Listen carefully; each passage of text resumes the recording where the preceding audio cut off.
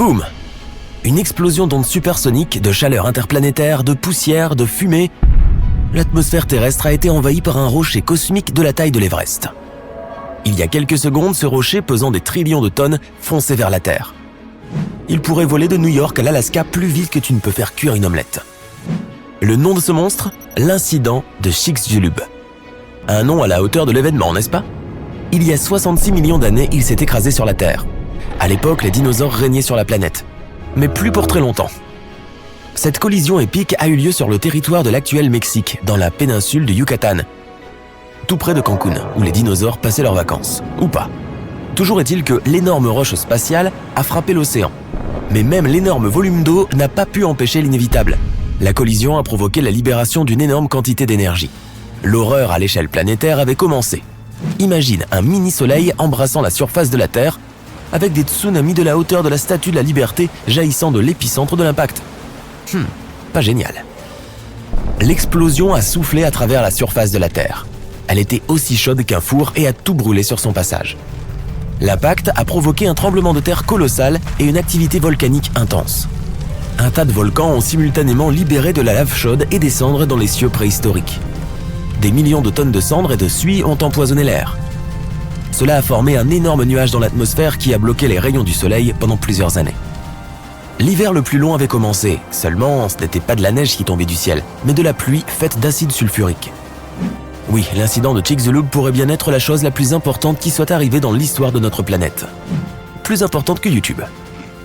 À l'époque, il y avait beaucoup d'éruptions volcaniques, beaucoup d'oxygène inflammable dans l'atmosphère, des changements de température constants.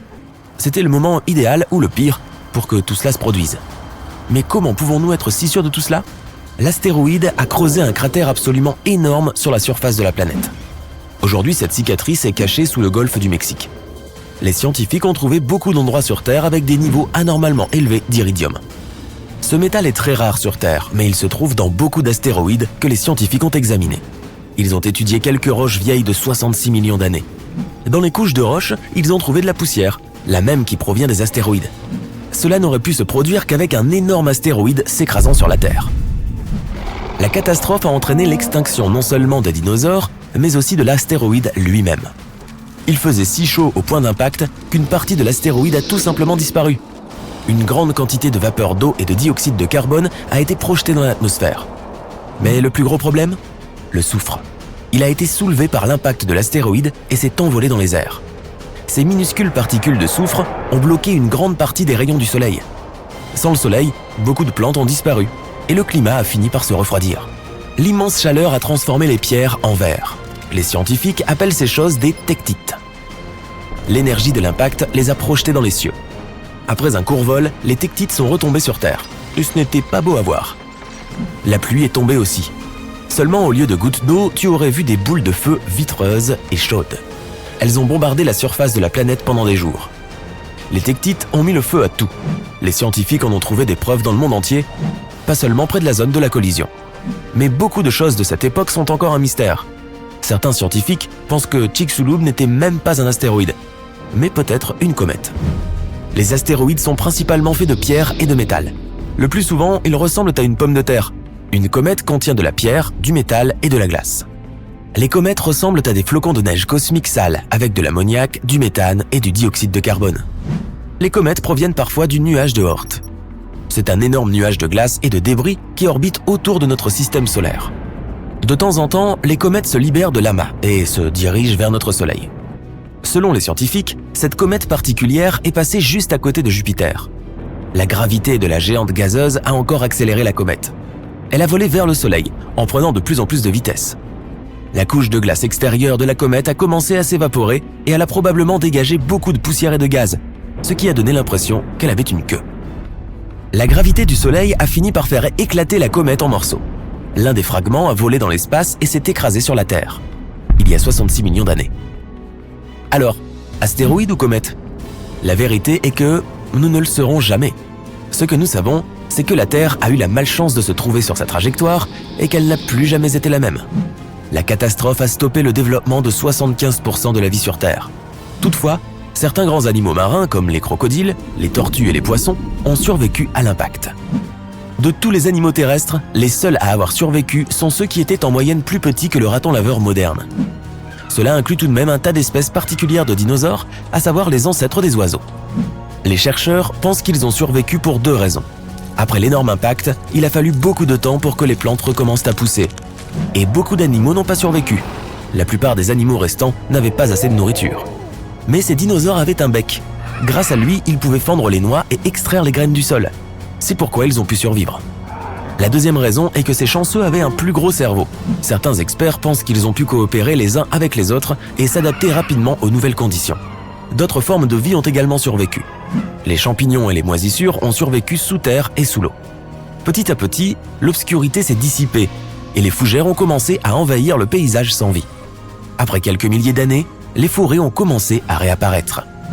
Les animaux qui ont survécu étaient presque tous des créatures petites et discrètes. Ils vivaient dans des terriers, à l'abri de toute cette cendre chaude. Avant la collision, les mammifères avaient vécu dans l'ombre des dinosaures. Mais avec la disparition soudaine de tous les dinosaures, les choses étaient sur le point de changer.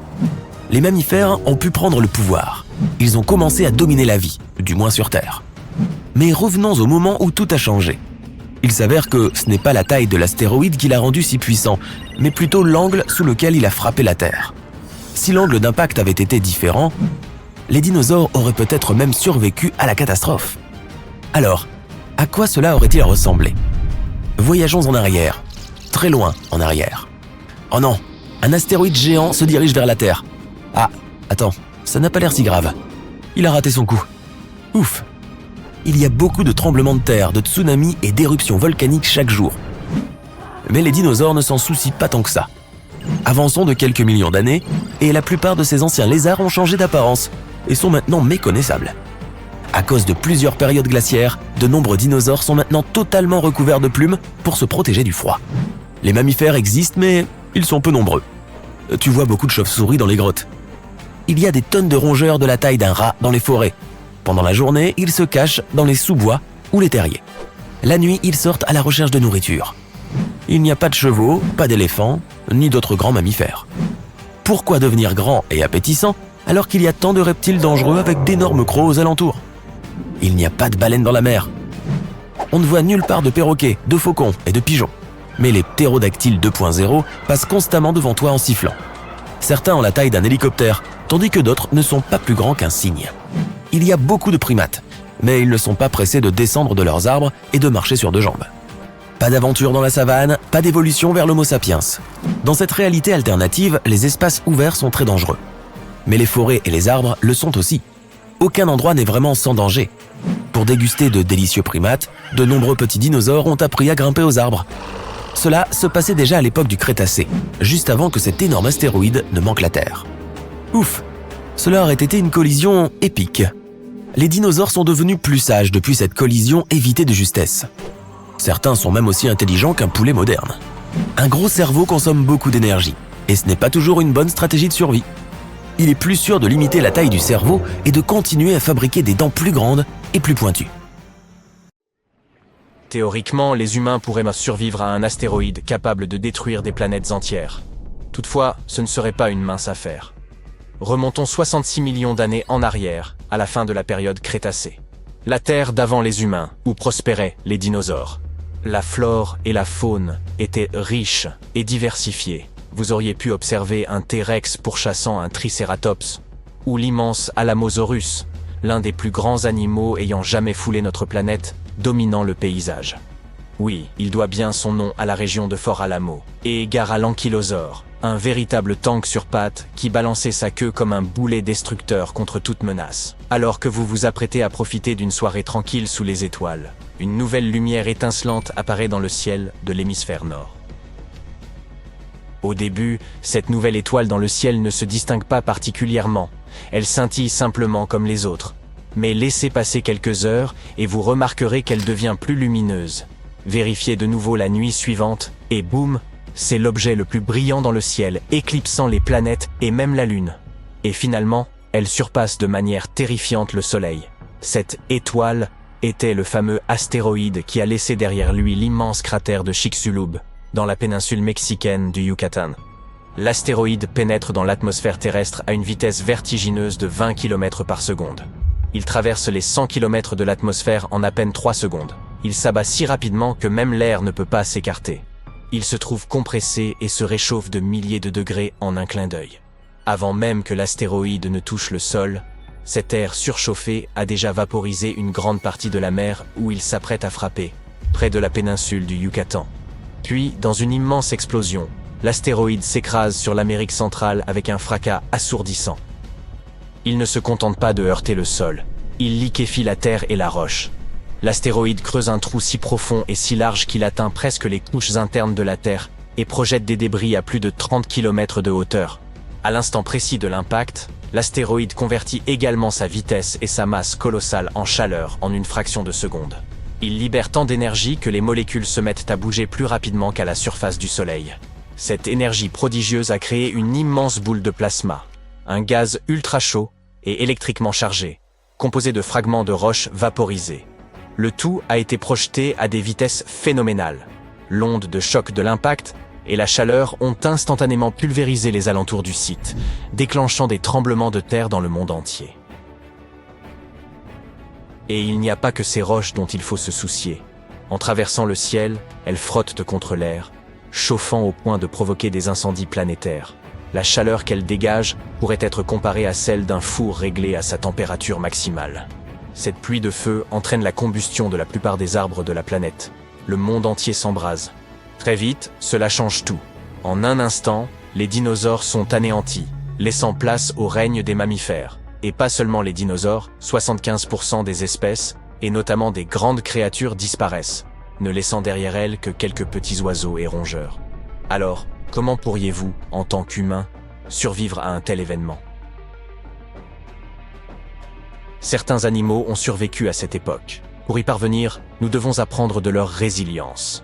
Les seuls oiseaux qui survivent, même aux conditions les plus difficiles, sont ceux qui nichent en sécurité au sol. Parmi les rares grands animaux qui parviennent à éviter l'extinction, tous ont des stratégies pour faire face à la chaleur. Certains petits mammifères, serpents et lézards, peuvent se creuser des terriers souterrains plus frais. D'autres, comme les crocodiles et les tortues, se réfugient simplement dans l'eau. Ainsi, si vous vous trouvez à l'autre bout de la planète au moment de l'impact et que vous réagissez très rapidement, vous pourriez peut-être survivre. L'impact se produit à environ 6000 km de distance. Mais ne sous-estimez pas sa puissance. Dès que vous entendez le grand boom, réfugiez-vous sous terre aussi vite que possible. Et soyez prudent, car vous ne sentirez la terre trembler qu'environ 30 minutes plus tard. Cachez-vous dans une grotte profonde, de préférence avec une entrée étroite. Cela vous protégera des débris et les températures souterraines resteront stables. De plus, certaines grottes possèdent des sources d'eau naturelles, des rivières ou des ruisseaux. Vous devrez peut-être vous préparer à un régime alimentaire peu appétissant d'insectes, de champignons ou de petits animaux peu attrayants qui cherchent également refuge dans votre réseau de grottes. Mais c'est mieux que rien. Vous devez également vous tenir extrêmement loin de toute grande étendue d'eau. Être près de l'océan peut sembler une bonne idée lors d'un impact d'astéroïde, car la mer peut atténuer ces changements extrêmes de température. Néanmoins, les tremblements de terre déclenchent de terrifiants tsunamis, et ce même dans les lacs ou les fjords. L'impact de l'astéroïde déclenche non seulement un tsunami, mais plusieurs, et ils sont aussi hauts que des gratte-ciel. En l'espace d'une heure, d'énormes vagues mesurant de 180 à 300 mètres de haut frappent la côte du Golfe, s'abattant sur le Mexique et le sud des États-Unis, inondant des kilomètres à l'intérieur des terres. Ces vagues sont si puissantes qu'elles repoussent même les rivières en sens inverse. Ces tsunamis se propagent le long des côtes, atteignant la côte est des États-Unis. Et 6 heures plus tard, ils frappent l'Europe, l'Afrique et le bassin méditerranéen. 15 heures après l'impact, il n'y a plus une seule côte sur Terre qui n'ait pas ressenti la fureur de ces vagues. Supposons que vous ayez survécu à l'impact initial en vous abritant profondément sous terre. Vos ennuis ne font que commencer. L'astéroïde de Chicxulub frappe une région riche en soufre, projetant 100 milliards de tonnes de soufre et une énorme quantité d'eau dans l'atmosphère. La vapeur d'eau forme d'immenses nuages d'orage, provoquant des pluies acides. Dans les régions plus froides, de terribles tempêtes recouvrent la Terre sous d'épaisses couches de neige jour après jour. L'impact vaporise également d'énormes quantités de pétrole, projetant l'équivalent de 150 stades de football d'hydrocarbures dans les airs. Ce pétrole se transforme en une épaisse suie noire dans la stratosphère, enveloppant la Terre comme du mazout. Même lorsque les pluies acides se calment, ce carbone reste au-dessus des nuages et ne se dissout pas. La couche de suie bloque 90% de la lumière du Soleil, plongeant la Terre dans une obscurité glaciale qui dure au moins 3 ans. La température moyenne du globe diminue d'environ 50 degrés. Lorsque vous quittez enfin votre grotte, vous devez trouver des endroits où vous ne gèlerez pas. Les seuls lieux épargnés par le gel sont des îles tropicales comme Madagascar, l'Inde, qui était encore une île à l'époque, et l'Indonésie. Ces endroits possèdent encore des plantes et quelques animaux, et continuent à recevoir de l'eau douce, contrairement à la majorité de la planète. Tout le reste ressemble à un vaste désert nucléaire. Ces îles tropicales sont des refuges pendant l'apocalypse, mais ce ne sont pas des paradis pour autant. Elles reçoivent à peine 10% de leur ensoleillement habituel et juste assez de pluie pour éviter de se transformer en désert. Dans ce cadre sombre et froid, la plupart des chaînes alimentaires s'effondrent. Pour survivre, vous devrez apporter beaucoup de nourriture avec vous, pour les 6 prochaines années au moins. Certains organismes ont la chance de survivre. Les fossiles nous montrent que les écosystèmes d'eau douce s'en sortaient bien, de sorte que rester près d'une rivière ou d'un estuaire pourrait être votre meilleure chance de trouver de la nourriture. Vous pourriez y croiser des tortues, des crocodiles et quelques poissons. Des créatures comme les palourdes, les escargots et les petits crustacés, tapis dans les sédiments, parviennent également à résister. Bien que ces contrées soient un peu plus chaudes que les autres, elles ne sont pas de tout repos. Il vous faudrait emporter des vêtements chauds pour accroître vos chances de survie. En résumé, le meilleur endroit où survivre à l'astéroïde de Chicxulub serait l'Indonésie, une région tropicale montagneuse composée de plusieurs îles. Vous y trouveriez des températures vivables, un peu de pluie et de profondes cavernes où vous abritez. Cela pourrait vous protéger des pluies de roches en fusion, de la chaleur intense, et même vous aider à trouver de la nourriture dans les rivières et les lacs. Mais si vous tombez sur des créatures ressemblant à des musaraignes dans votre quête de nourriture, voyageurs temporels que vous êtes, merci de les laisser tranquilles. On ne sait pas combien ont survécu à l'impact de Chicxulub et en manger une seule pourrait avoir des conséquences dramatiques sur l'avenir de l'humanité. En d'autres termes, ne mangez pas votre arrière-arrière-arrière-arrière-père. D'accord ? Partons de la théorie généralement acceptée selon laquelle un gigantesque astéroïde aurait entraîné l'extinction des dinosaures. Cette hypothèse amène toutefois à se demander pourquoi les mammifères, eux, ont survécu. Une explication pourrait être qu'ils étaient mieux adaptés. Bien qu'ils n'étaient pas les créatures dominantes de l'époque, les mammifères présentaient une grande diversité. Ils se sont multipliés en une vaste gamme d'espèces, ce qui pourrait avoir contribué à leur préservation. Certains avancent que les mammifères ont survécu en raison de leur petite taille, qui leur permettait de nécessiter moins de ressources. Ayant dû se cacher constamment des dinosaures, ils avaient appris à vivre dans des environnements hostiles bien avant l'impact. Mais supposons un instant que l'astéroïde ne soit jamais arrivé, et que l'environnement, propice aux dinosaures, n'ait jamais été perturbé. Il est alors évident que la faune que nous connaissons aujourd'hui serait bien différente. Prenons le puissant titanosaure. Il est considéré comme le plus grand animal terrestre à avoir existé, certains spécimens atteignant des longueurs équivalentes à environ 7 voitures mises bout à bout. Ce colosse possédait un cou si long qu'il aurait nécessité une maison de 2 étages pour l'abriter. Son régime herbivore lui permettait de se nourrir aussi bien au sol que dans les arbres les plus hauts. Cela laissait bien peu de ressources pour un petit animal comme le Juramaya, un mammifère contemporain dont la taille ne dépassait guère celle d'un bâtonnet glacé. Poussons un peu plus loin cet exercice et imaginons que nous disposions d'une machine à remonter le temps capable de transporter les mammifères actuels à l'ère des dinosaures. Certains scientifiques avancent qu'ils ont grandi au fil du temps, ce qui pourrait leur donner quelques chances de survie, n'est-ce pas ? Ils ont également beaucoup évolué en matière de régime alimentaire et de compétences. Cependant, d'autres estiment qu'ils n'auraient aucune chance de survivre, car ils demeurent trop petits pour rivaliser avec les dinosaures. Un tyrannosaure adulte, par exemple, atteignait la taille d'un bus. Il ne s'attarderait sans doute pas à chasser une proie de la taille d'un humain. Ce prédateur viserait plutôt des proies comparables en taille à une voiture, voire plus grande comme un éléphant, et il ne lui faudrait pas bien longtemps pour les dominer. Certes, un T-Rex pourrait se satisfaire d'une proie plus modeste, mais cela ne serait envisageable que s'il était tiraillé par la faim et n'avait pas d'autre alternative. Si nous étions contraints d'envoyer quelques mammifères dans le passé en espérant qu'ils puissent survivre, sur quel candidat misérions-nous? Certains pensent que le chimpanzé serait un bon choix, car ces primates construisent leur nid en hauteur, dans les arbres, ce qui pourrait les protéger des dinosaures carnivores terrestres. Bien qu'il n'existe pas de preuves solides indiquant que les dinosaures eux-mêmes aient su voler, il est établi que certains reptiles se déplaçaient dans les airs. C'est le cas des ptérosaures, ou lézards volants. Ces créatures consommaient principalement des poissons et de petits animaux, mais qui pourrait affirmer qu'ils n'essaieraient pas d'attraper un chimpanzé si l'occasion se présentait? La hyène pourrait également être un bon choix.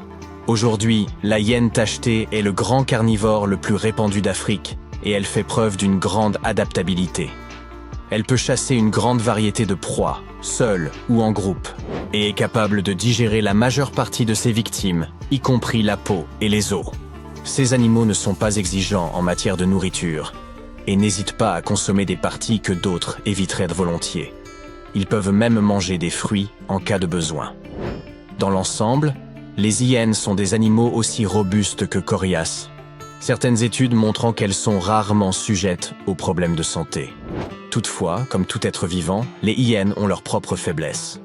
On ignore encore pourquoi elles ne sont plus présentes en Europe, bien que certaines recherches suggèrent qu'elles aient eu du mal à coexister avec les humains et les loups.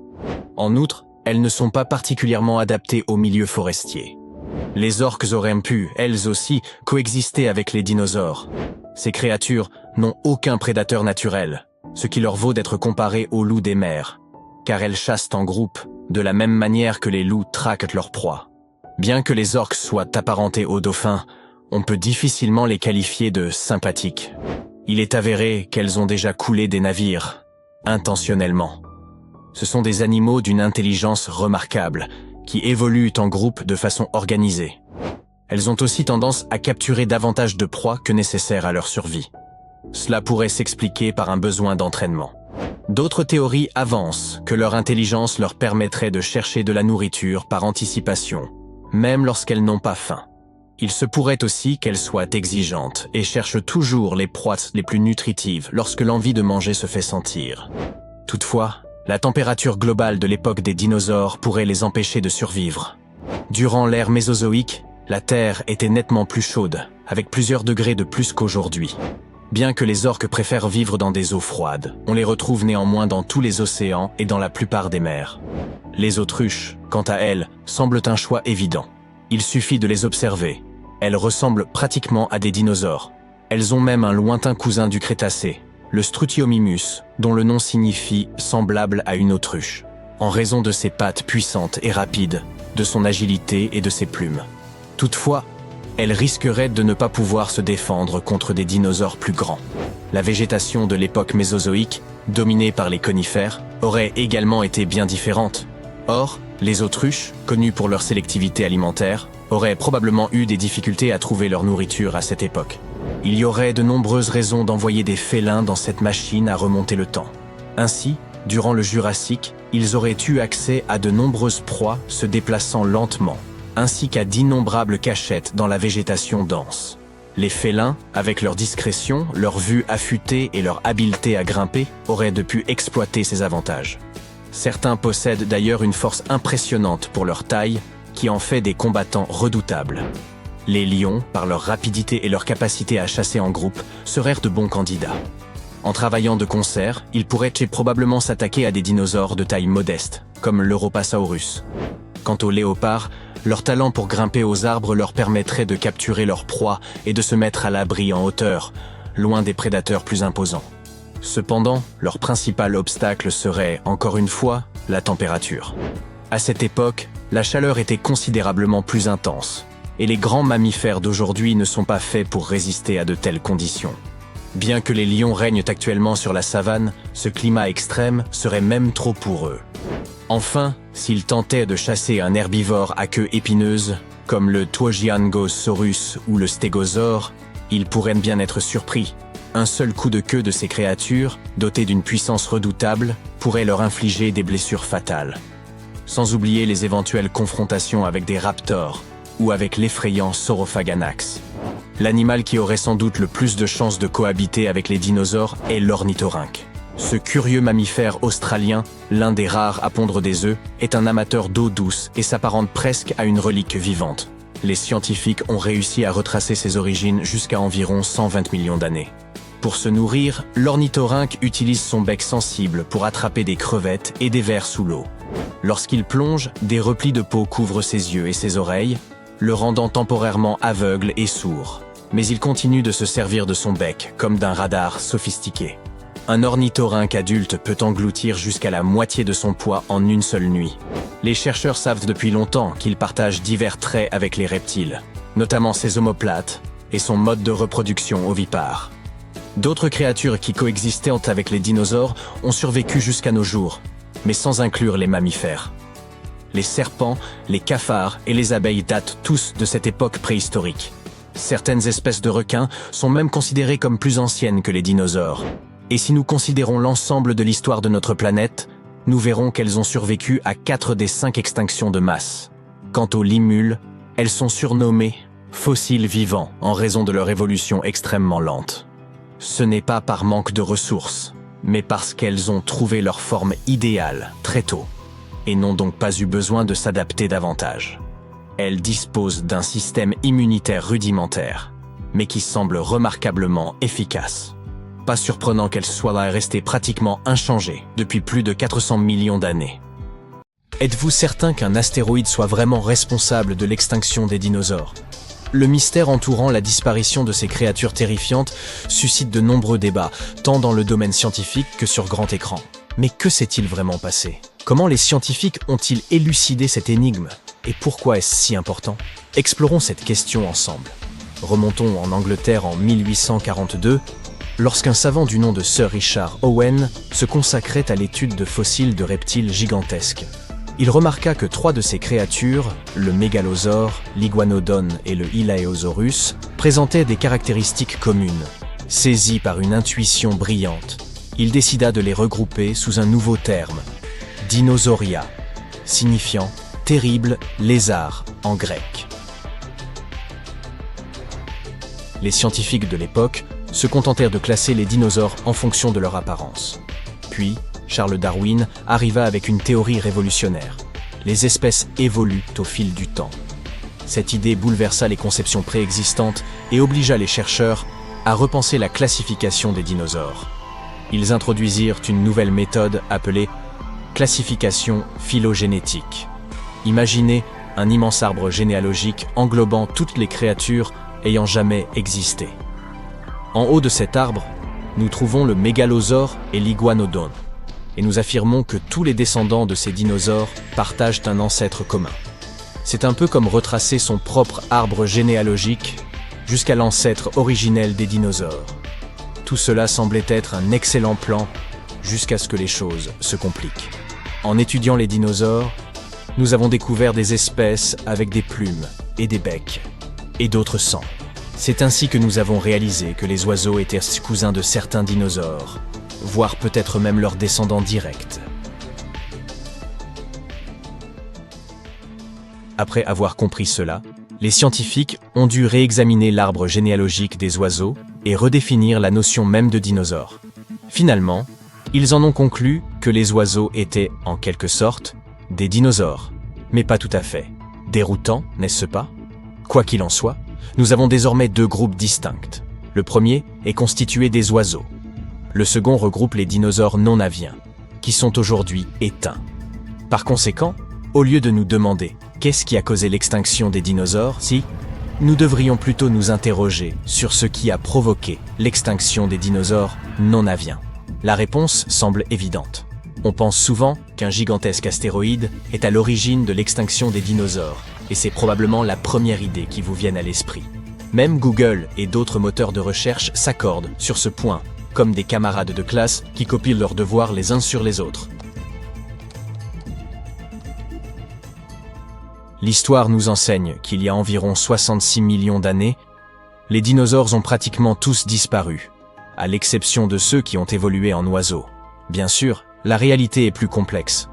Tous les dinosaures ne se sont pas éteints d'un coup. Certains ont disparu naturellement, et des extinctions mineures se sont produites tout au long de leur existence terrestre. Mais l'événement majeur dont nous parlons s'apparente à un changement de décor dans un film, comme si l'on zappait brusquement de chaîne à la télévision. Pouf! Et la Terre est passée de l'ère des dinosaures à celle des mammifères. Les scientifiques appellent ces périodes le Crétacé et le Paléogène. Nous avons même un nom pour cet événement particulier, l'extinction KPG ou KT. Certains s'y réfèrent également comme à l'événement d'il y a 65 millions d'années, bien que la date la plus précise soit plutôt de 66 millions d'années. Deux principales théories prédominent, l'impact brutal d'un astéroïde ou des éruptions volcaniques répétées.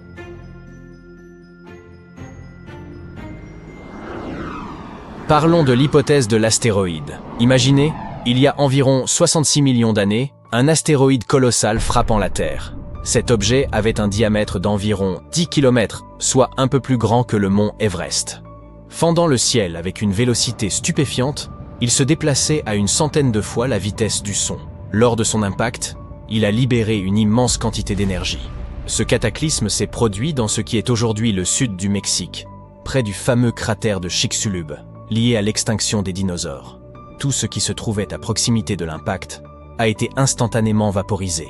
Imaginez l'explosion la plus massive que la Terre ait connue en plusieurs milliards d'années. Rien n'a survécu dans cette zone. Ensuite, les répercussions se sont faites sentir. Alors que la boule de feu se dissipait, la surface de la Terre a sombré dans le chaos. Le sol tremblait et se distordait, déclenchant des séismes d'une ampleur inimaginable. Les continents ressemblaient à d'immenses châteaux gonflables en plein délire. Puis, les débris projetés dans l'atmosphère par l'impact ont commencé à retomber en une pluie dense. Même si vous n'étiez pas à proximité des énormes fragments tombant au Mexique, vous auriez été touché par ces minuscules particules brûlantes qui volaient dans l'air.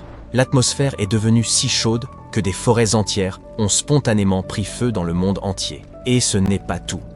Préparez-vous à un tsunami gigantesque. Le fond de l'océan a été totalement bouleversé, poussant des vagues gigantesques vers l'intérieur des terres autour du golfe du Mexique. Mais même cela n'a pas suffi à éradiquer tous les dinosaures. Ceux de Nouvelle-Zélande, par exemple, semblaient relativement épargnés. Alors, qu'est-il arrivé pour qu'ils disparaissent tous ? Ils ont d'abord ressenti une légère secousse, puis le ciel a commencé à s'assombrir et à devenir lugubre, comme s'il faisait nuit. Et soudain, un épais manteau de cendres a commencé à envelopper lentement toute la planète. Maintenant, voici où commence le véritable drame. Le problème majeur avec l'impact de cet astéroïde ne réside pas dans l'explosion, comme on pourrait l'imaginer, mais plutôt dans ses effets à long terme. Imaginez les débris projetés dans le ciel, masquant la lumière du soleil. Les jours se transformant en nuit et les températures chutant brusquement. Les dinosaures herbivores ont rapidement périclité, laissant les carnivores festoyer, mais pas pour longtemps. Sans la lumière du soleil, la chaîne alimentaire s'est effondrée très rapidement. Ensuite, les cendres sont retombées sur Terre, aggravant encore la situation. Des éléments nocifs, comme le dioxyde de carbone, ont commencé à flotter dans l'air. Ce dioxyde de carbone, combiné aux fragments du fond marin, a causé des variations extrêmes de température. La Terre alternait entre chaleur intense et froid glacial. C'est alors que 50 à 80% des espèces de dinosaures ont disparu à jamais. Ce qui est encore plus tragique, c'est que ce chiffre ne compte que les espèces elles-mêmes. Ce chiffre est bien plus élevé si l'on considère le nombre d'individus affectés. On pourrait penser que les mammifères ont enfin eu leur chance après la disparition des dinosaures. Mais même eux ont dû traverser des temps difficiles. Nous avons beaucoup de chance que certains mammifères parmi les plus résilients aient survécu à ce chaos. Ceux qui ont subsisté étaient de véritables petits champions, dotés de métabolisme rapide, de régimes alimentaires flexibles ou de terriers parfaitement abrités. Mais cette histoire n'est qu'une hypothèse. Il existe une autre théorie, celle du volcanisme. Les volcans, ces montagnes de feu, ont pour habitude de vomir de la lave et de provoquer des ravages incomparables. Étonnamment, cette théorie ne concerne pas les éruptions explosives, mais quelque chose de plus lent et de plus pernicieux. Environ 1 million d'années avant la catastrophe des dinosaures, un grand bouleversement s'est produit sous la surface de la Terre. Profondément enfouie sous ce qui est aujourd'hui l'Inde, une rivière de magma a commencé à se former, réchauffant progressivement la région. Puis, l'Inde a été frappée violemment, se transformant en une mer de lave, semblable à un océan ardent, comme si une multitude de camions bennes déversaient lentement leur contenu de lave.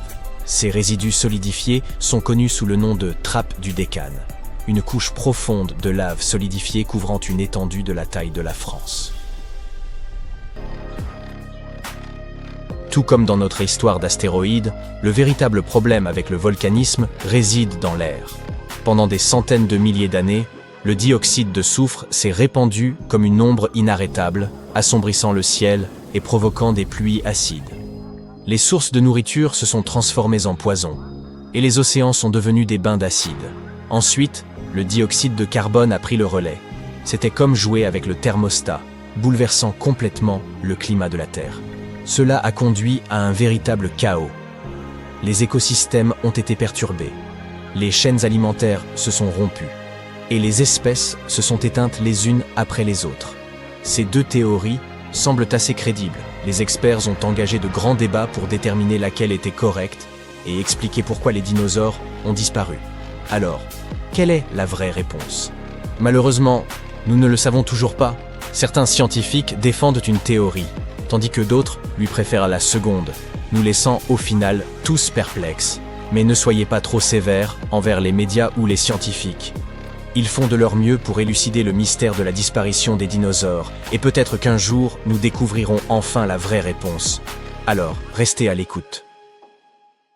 Les astéroïdes qui volent autour de nous ressemblent parfois à une féroce partie de balle aux prisonniers où l'on ne sait jamais quand l'un d'entre eux peut foncer dans notre direction. Alors on ne peut qu'observer la situation et à espérer que tout ira pour le mieux. Pour évaluer le risque, les scientifiques de différentes organisations doivent étudier la position et la trajectoire des astéroïdes qui s'approchent de notre planète, en particulier ceux qui ont une largeur d'au moins 1 km. La bonne nouvelle, c'est qu'aucun de ces astéroïdes ne nous touchera probablement avant au moins 1000 ans. Ouf! Pour nous donner une idée de leur puissance, des scientifiques ont réalisé une expérience pour simuler l'impact d'un astéroïde aussi gigantesque. L'énergie libérée par la collision serait de l'ordre de 100 000 mégatonnes. Cela équivaut à faire exploser 15 000 tonnes de dynamite. De plus, si un astéroïde de cette taille nous frappait, la Terre se refroidirait considérablement à cause de tous les débris qui pénétreraient dans l'atmosphère et bloqueraient la lumière du Soleil. Dans ce cas, les plantes ne pourraient plus obtenir ce qui les nourrit, ce qui nous mettrait donc tous en difficulté, les humains comme les animaux. Heureusement, les impacts d'astéroïdes aussi gigantesques sont assez rares. Plus un astéroïde est gros, plus il met de temps à entrer en collision avec la Terre. Par exemple, on estime que les astéroïdes d'un diamètre d'au moins 1 km percutent notre planète environ une fois tous les 700 000 ans. Quant aux astéroïdes encore plus gros, d'une largeur de 5 km, on estime qu'ils ne s'écrasent qu'une fois tous les 30 millions d'années. Youpi! Mais attends, ne te détends pas trop vite! Les astronomes se concentrent sur les très gros astéroïdes, parce que ce sont ceux qui peuvent en quelque sorte condamner notre planète s'ils nous percutent. Oui, tu as tout compris, un peu à la manière des dinosaures. Même si l'un d'entre eux ne nous détruit pas complètement, les dégâts seraient tout de même énormes. Il y a donc encore des astéroïdes qui errent dans les parages, et que nous devons surveiller pour voir comment ils pourraient évoluer au fil du temps. Les scientifiques disposent d'un modèle de suivi qui leur permet de se concentrer sur les parties de la trajectoire d'un astéroïde qui s'approche de notre planète, afin de déterminer si le caillou spatial présente un risque pour nous. Il semblerait qu'un astéroïde, 7482, 1994 PC1, de 1100 mètres de diamètre puisse présenter un certain danger. Il est censé se rapprocher de notre planète dans les 1000 prochaines années. Et quand je dis risqué, cela signifie qu'il y a 0,015% de chance qu'il s'approche à moins d'une distance Terre-Lune. Elle était déjà passée près de nous en 2022, mais nous avons eu de la chance car elle était assez loin, 1,9 million de kilomètres. Je dirais que nous pouvons nous détendre en ce qui concerne les scénarios d'astéroïdes, pour l'instant. L'impact d'un astéroïde sur la Terre serait une nouveauté pour l'humanité, mais pas pour la planète elle-même. Comme je l'ai dit, ces gros astéroïdes n'ont pas été nombreux jusqu'ici, mais ils ont tout de même eu d'énormes conséquences. Le premier qui vient à l'esprit de la plupart des gens est, bien sûr, l'astéroïde dinosaure, gros comme une montagne, qui a frappé notre planète il y a environ 66 millions d'années, près de la péninsule mexicaine du Yucatan.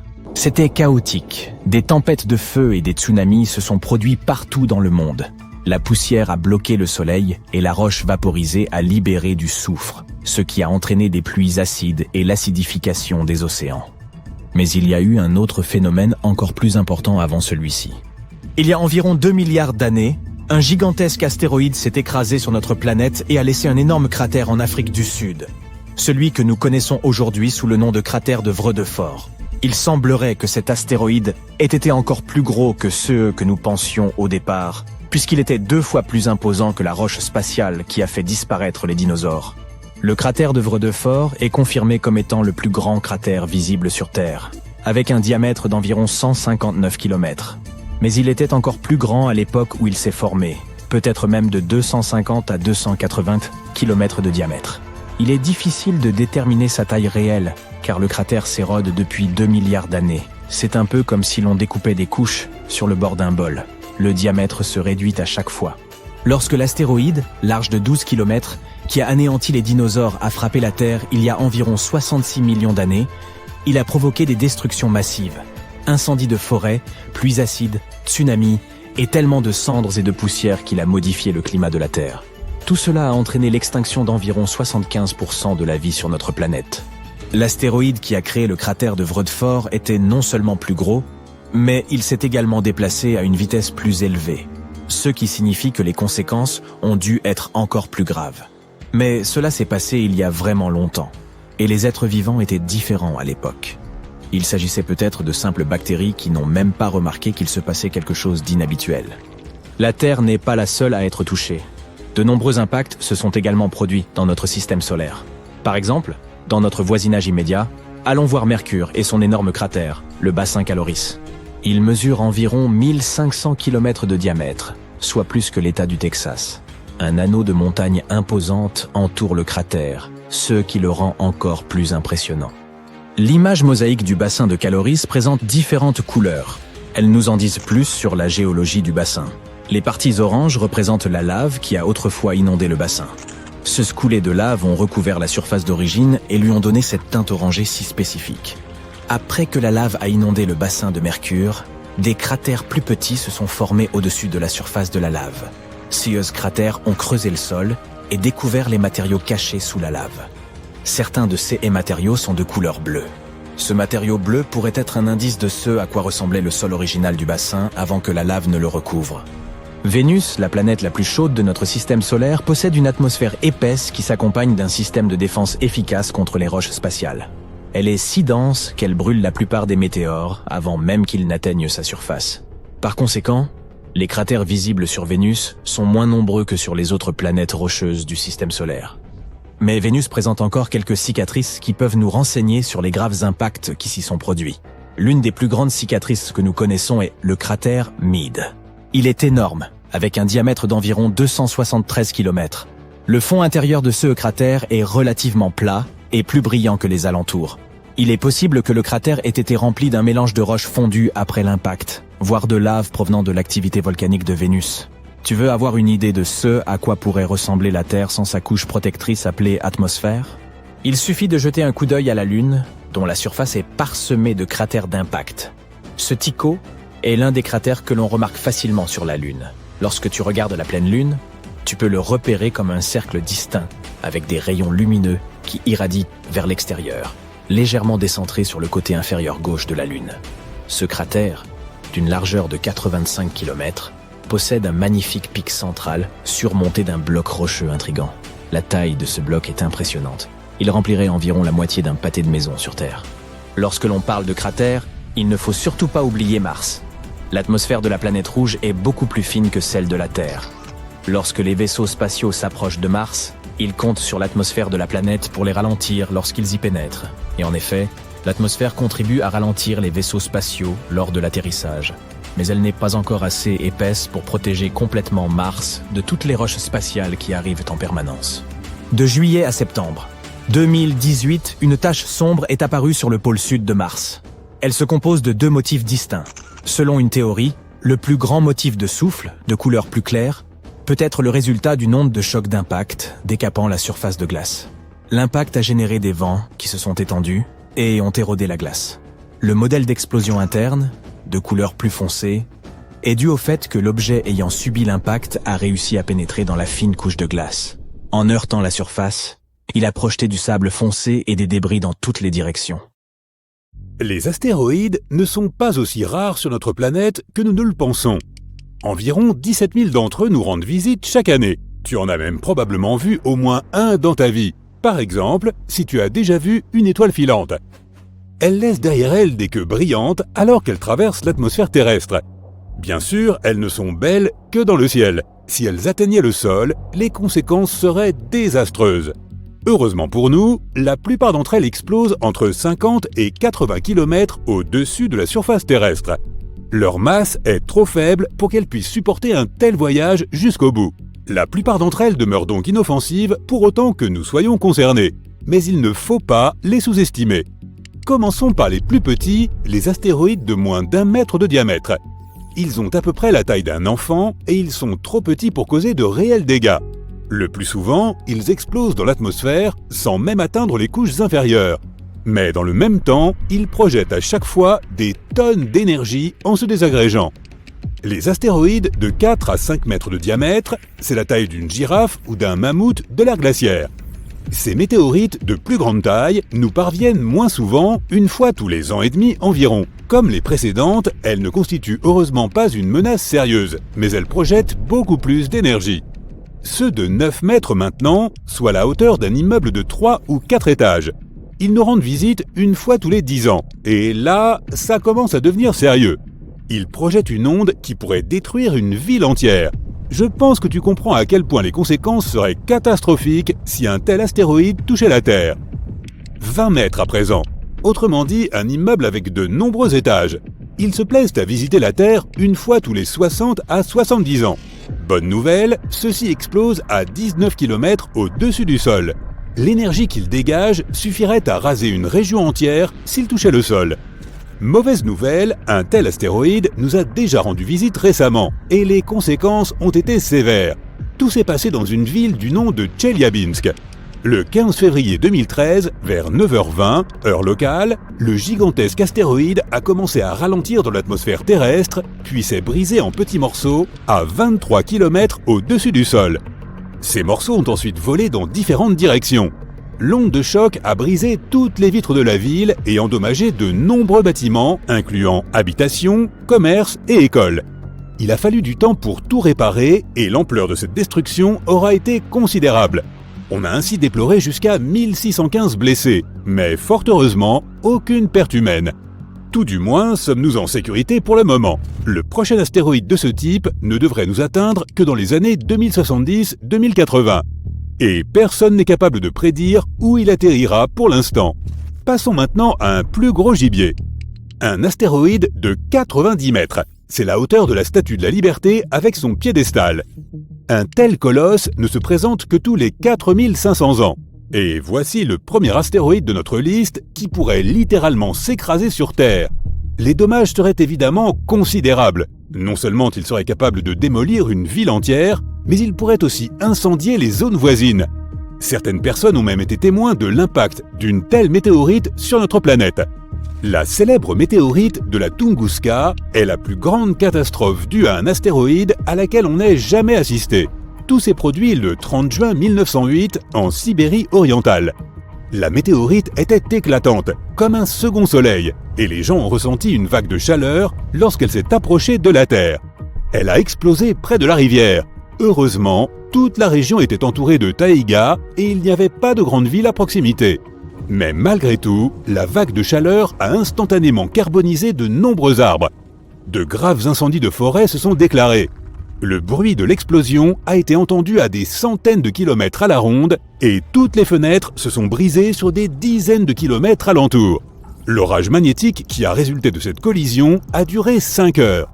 Les conséquences ont été véritablement dantesques, mais peut-être que ce n'est pas la pire chose qui attend l'humanité.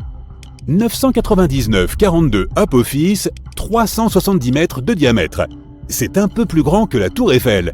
Cette météorite, découverte par les scientifiques en 2013, sera notre prochain invité. Des collisions d'une telle force se produisent une fois tous les 100 000 ans environ, et celle-ci s'approche inexorablement. La force d'une telle explosion est comparable à celle de l'éruption catastrophique du volcan Krakatoa en 1883. Et cette éruption est considérée comme l'une des plus destructrices de l'histoire. Elle a provoqué un terrible tsunami, 165 communes ont été rayées de la carte et 132 autres ont été gravement endommagées. Les populations du monde entier ont pu ressentir les conséquences de cette éruption, du moins dans une certaine mesure. Un tel astéroïde laisserait un cratère de 5,6 km, et c'est ce qui nous attend dans un avenir lointain. Mais pas de panique pour l'instant. En 2070, la météorite se trouvera toujours à près de 280 millions de kilomètres de nous. Elle a encore un très long voyage devant elle. Nous sommes donc en sécurité au moins pour les 100 ans à venir, voire davantage.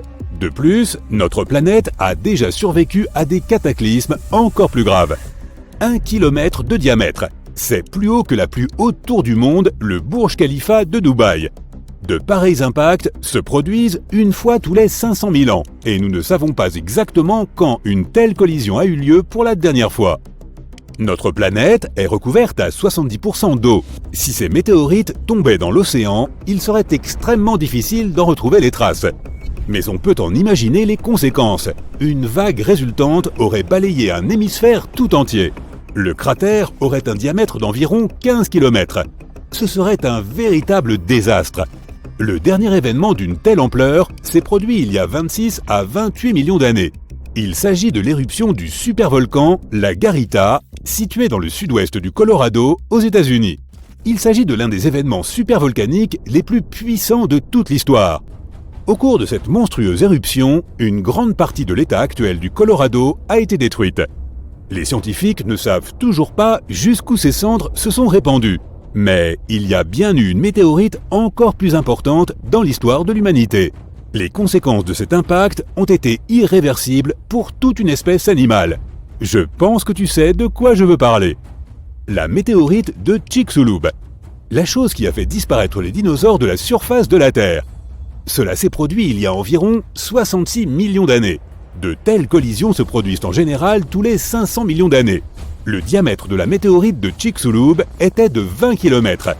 Elle était si haute que lorsqu'elle a touché le sol, son sommet atteignait encore la stratosphère. Il suffit de regarder le cratère de 200 km de diamètre laissé par cette météorite pour comprendre à quel point elle était immense. Lorsqu'elle est entrée en collision avec la Terre, des millions de tonnes d'énergie ont été libérées. C'est un cataclysme inimaginable. La météorite est tombée à un angle très prononcé, soulevant un gigantesque nuage de poussière et de composés toxiques qui s'est répandu dans le monde entier. Cette poussière ne représentait qu'une couche très fine, mais aussi une masse combinée de 50 000 milliards de tonnes. L'onde de choc a balayé toute la planète. Elle a provoqué plusieurs tremblements de terre. Les volcans ont successivement commencé à entrer en activité. Des incendies de forêt ont éclaté à travers le globe. La quantité de suie et de monoxyde de carbone libérés dans l'atmosphère est impossible à estimer. La Terre a été privée de la lumière du Soleil pendant plusieurs jours. Et l'obscurité a régné sur toute la planète. Les plantes ne produisant plus assez d'oxygène, il n'y avait rien à respirer. La température sur les continents et dans les mers a chuté en moyenne de 10 à 32 degrés. Cela semble horrible, n'est-ce pas ? Et bien sûr, elle a provoqué l'une des plus grandes extinctions de l'histoire de la biosphère terrestre. Étonnamment, la Terre a pu se remettre d'un tel cataclysme. Cet événement est devenu le repère démarquant les ères mésozoïques et cénozoïques. Ceux qui se demandaient encore comment cette petite météorite a-t-elle bien pu anéantir tous les dinosaures ont sans doute maintenant compris pourquoi. La plus grande collision de l'histoire de notre planète n'a peut-être pas eu lieu avec une météorite, mais avec une planète entière. Cela se serait produit il y a plusieurs milliards d'années. Theia, du nom donné à cette hypothétique planète naine, se serait écrasée sur notre Terre, libérant une quantité incommensurable d'énergie, comparable à l'émission de millions de milliards de litres de carburant. La Terre se serait alors instantanément transformée en une gigantesque fournaise, et c'est cette collision qui aurait conduit à la création de notre Lune. Tout cela semble terrifiant, je sais. Enfin, espérons que ni toi ni moi ne verrons jamais rien de tel.